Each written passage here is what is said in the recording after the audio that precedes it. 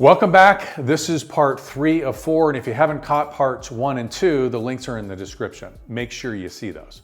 We've covered research, engagement, and now we're going to go into the appointment itself, and that's the SW9, which is 9 steps for commanding the frame, to validating the agreement. So let's get into this one. So look, 3 different buyers, sellers, agents from a recruiting standpoint. Whatever it is that you're focused on, we're going to come up with 12 questions. Those are the only 12 questions that I'm going to ask, and I'm going to be sure that I answer or I ask all 12. Right? What would those be? Look, this is just a real quick look, right, at some questions, but we can get really, really granular. If I was going to be on a recruiting appointment, for example, I would probably be asking questions about their current broker. What do they like? What do they not like? Tell me a little bit about your current business. Tell me a little bit about your goals. How long have you been in the business? How long have you had these challenges? If you could wave a magic wand and solve 3 problems, what would they be? Why haven't you solved them already? If somebody had a plan and had a solution for you, would you consider making a change? Are there other companies that you're considering? What's most important here? What happens if you don't make it in this business? Do you have a backup plan? I'd be asking questions like that. Now, the whole point of this is very, very clear, and that is I'm trying to get to a place where I can actually develop a plan for them. Does that make sense? I got to have a plan. That becomes my second appointment. So what I would encourage you to do is to make sure that you come up with your 12 questions, that you get them written out for you, because you don't want to reinvent these each time. You want to have the 12 questions that you know will lead them, and you will provide you enough information, but will lead them closer to that next appointment. A couple of keys to the first appointment. Number 1, when you are done asking all the questions, it's shake their hand, thank them for all of the information. Explain that you've got a bunch of ideas. You're going to go back to the office and you're going to get down on paper and you're going to put together a very intentional custom plan to get them what it is that they want. And so what I'd like to do now is I'd like to schedule an appointment. This is extra credit for somebody. Let's see who the competitive one is. Let the most competitive person answer. There you go. Ann's the most competitive, and it's in the office. And the reason we go to the office is because that's where business gets done. When they get to the office, this is where the SW9 comes into play. And I want to make sure that we're clear on the SW9. This is a 9-step process that as salespeople we follow, as sales warriors that we follow. And this gives us just a clear step by step. We know what step 1 is, therefore we know where step 2 is, wherefore we know what step 3 is. And if we always know where we're at, then we always know where we're going. I'm not having to reinvent the wheel anymore. Now I know that by the time I get to the end of this appointment, I don't have to be in close mode.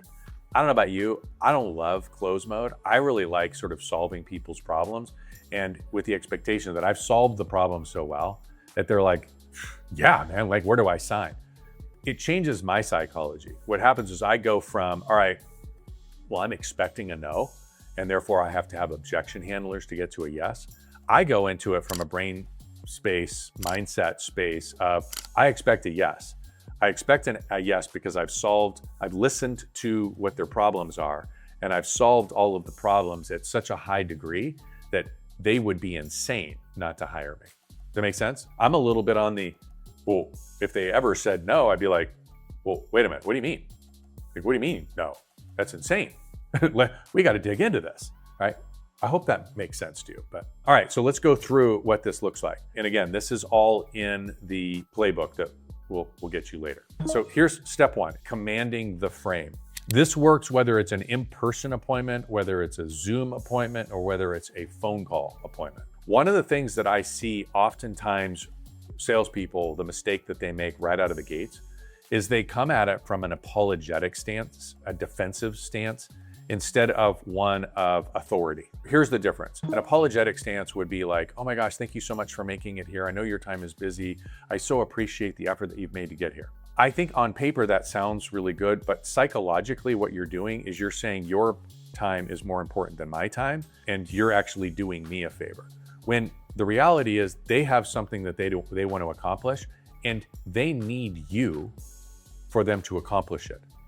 So at the very least, we're on an even playing field. So the way that would sound differently is when we get together, we take command of the conversation. And that sounds a lot like, hey, so here's how today is going to work. You're here to figure out whether or not I have a plan that can get you from where you are now to where you want to get. And I'm going to present to you what I think is the right solution. And if you think it's the right solution, then we can move forward. And if you don't think it's the right solution, then we can have a discussion about what the right solution might be, or we can shake hands and go our separate ways. Does that make sense? It's very different. This is a business conversation. I hope that all makes sense for you. You're going to need to put it in the words of yours, but this is a professional conversation, I guess is the point. That's step one, is commanding the frame. Then step two is point A. So point A is where they are currently. Where are you today? So if I'm having a recruiting conversation, for example, I might say, you're at 6 transactions in the last 12 months, and your gross commission income is projected to be at this. Is that true? Like if I'm talking to a seller, so what I have from you is that you've got a new job, you need to move to Tennessee, you've got 45 days to get your property listed and sold so that you and the family can go together. Is that right? Does that all make sense? Point A, we're just establishing where they are. It's a fairly short piece of this, kind of less than 5 minutes. Then you get to step 3, the finish line. Real estate professionals, you and I both know 87% of the licensees don't make it in this business. Don't worry, I don't have anything to sell you here, but what I do want to do is I want to impact your life. I want to change your life. In order for you to be the top of the top, you're going to need to do some things different, and one of those things is to become part of the Sales Warrior community. Subscribe below, it's free. The finish line is just like, if this all worked out, if everything was perfect, where would you be? What would it feel like? What would the experience be? Going back to we're moving to Tennessee as an example. Like the finish line is my wife, my kids, my husband, we're all together and we're in our new house in Tennessee. I got my new job. The kids are in a new school. Like they can feel it. You know what I'm talking about? I think it's always important for you to understand the psychology, what it is that you're selling to men versus what you're selling to women, depending on who you're talking to. That's a different training, but making sure that you're painting the picture vividly for them to understand what that looks like. The next point, which is point 4, which is where we are widening the gap. Widening the gap. Real estate agents are so notorious for messing this up. So I want you to pay very, very close attention. Oftentimes as real estate professionals, we've just sort of been programmed to make it seem like it's really simple for somebody to sell their home. What we're trying to do, and it's in our heart, we're all coming from the right place, but what's happening is we're saying, hey, look, I got this, right? You don't worry about a thing. You sign here, I'm gonna take care of 185 different things. I'm not gonna bore you with all of the details. I'm not gonna bore you with, or try to scare you with all of the things that could go wrong. I got you, okay? Like, I got you. Just come here, give me a hug, I got you. Problem with that is that it narrows the gap between where they are and where they wanna get to. See, they think there's not that much that goes into it. And right now, in this part of my appointment, I need to widen that gap. I need them to feel the distance between where they are and where they want to go. I need them to have a little sweaty palm moment, right? Like, oh my gosh, there is a lot here. There's a lot that could go wrong. I thought I was just going to list my property and within a week I was going to have multiple offers and they were going to come and it was going to be an all cash deal and no contingencies and no issues whatsoever. We were just going to close and the moving truck would be here. Like it'd all be done. And you and I both know that's not how it works. So widening the gap is, all right, so you're here and you want to get there. Go back to my recruiting as an example. You're at 5 transactions. You want to get to 25 transactions. There's a lot that's got to get accomplished in here. I mean, you've got this and that and lead gen and conversion and systems and structure and skill. So why do you think that you haven't done it yet? Full stop. If I'm talking to a seller, what would that sound like? So you're here and you got 45 days to get there. And we got to do this and that and this and that and this and that and this and that. And by the way, I don't know if you know this or not, but like nearly 25% of all homes that go on the market that go pending actually fall out of contract now for a variety of different reasons. It could be inspection issues, it could be appraisal issues, it could be financing issues, it could be, just cold feet, like all kinds of different things. So it becomes really, really, really important that we make sure that during the negotiation process that we are going into contract with the right buyer. Does it all make sense to you? So I'm widening the gap, increasing the pain. Step 5, why? Why is this so important? If nothing changes, if this doesn't work, what happens? If the property doesn't sell, what happens? If we don't get that money for it, what happens? If you don't hire me, what happens? Remember, people move towards pleasure or away from pain. But 9 times out of 10, pain is much more powerful than pleasure. Remember that. You might need to write that one down, okay? 9 times out of 10, people will avoid pain more than they will pleasure. Pain is much more powerful than the pleasure component. Takes us to step 6, diagnose. So this is diagnosing the challenge. So this is where if I'm an agent and I'm looking to get a listing, this is where I'm saying, hey, look, as I see it, here are the 4, 5, 6 very specific things that we're going to need to do that are different than just sort of posting a sign up and praying that we get buyers, throwing it on the MLS and praying that some other agent brings us in. What I'm seeing is that this property has this particular buyer, is its avatar. This is how I'm going to go out and reach that person. At this property, at this age, and at this condition, here are a couple of the things that are likely to come up. And so what my plan is we should do an inspection right now, and then I'd like to offer a free home warranty with anybody that buys the property.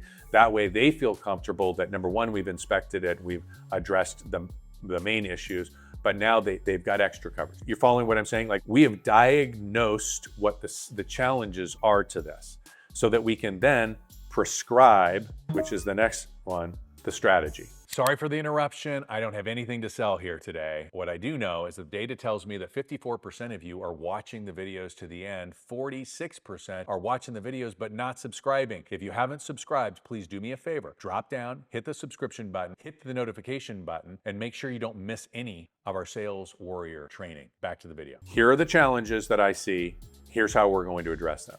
If I am a leader and I'm doing this in a recruiting conversation, what I'm saying is, hey, look, here are 3 areas that I've identified as challenges that we might be able to solve very quickly and have really great impact. It could be your lead generation, it could be training, it could be your culture, whatever it is. And now we're saying, okay, so here's what we will do instead. And based on that information, do you see how that would solve the problem? And yes, if provided that yes is the answer, how much help do you think that? How many more transactions do you think when we write it down? And now we're going to quantify what it is that we've done. Then we get to step 8, which is validate. Look, you can tell me all you want, all the things that you're going to do for me, but until you can show me that you've done it, I think the saying is, show me the receipts. Until you can show me that you've actually done it, I don't know, man, like, you're just a salesperson. But if what you can do is you can say, hey, look, let me validate this with, here's Sally, and this is what I've done for Sally. Sally sold her home. I did this strategy, and we launched on a Thursday afternoon. I took calls on Friday. We did an event on Saturday and Sunday. I had multiple offers on Monday. We were under contract by Thursday. We were able to get top price, great terms, very good for her specifically, and we were able to close exactly in the time frame. And here's the experience that Sally had. That's the kind of thing I'm talking about. Does it make sense? So once I've presented that third-party validation, I can ask for validation in the agreement. That would sound a lot like, hey, of what I presented to you here, what are you most excited about? Do you have any questions about any of the things that I presented? Do you see how this plan, this strategy will get you to Tennessee in the shortest amount of time with the most amount of money in your pocket? Number 9, questions. Is that something that you can do? Can you follow the command the frame? What's point A? Where is the finish line? Widening the gap, shining the why, diagnose the challenge, prescribe the strategy, validate the agreement. Can you do all 8 of those steps? And if you knew exactly how you could do them, Like, would that make it so much easier for you? What do you think the hardest part of that frame would be for you? Just put the number in there, 1 through 8. What do you think the hardest number would be for you? Come on, don't be bashful. The hardest step for you would be slow it down. Number 4, widening the gap. Okay, thanks, Ian. Take some practice for sure. All right, so let's hit the last one, which is the close.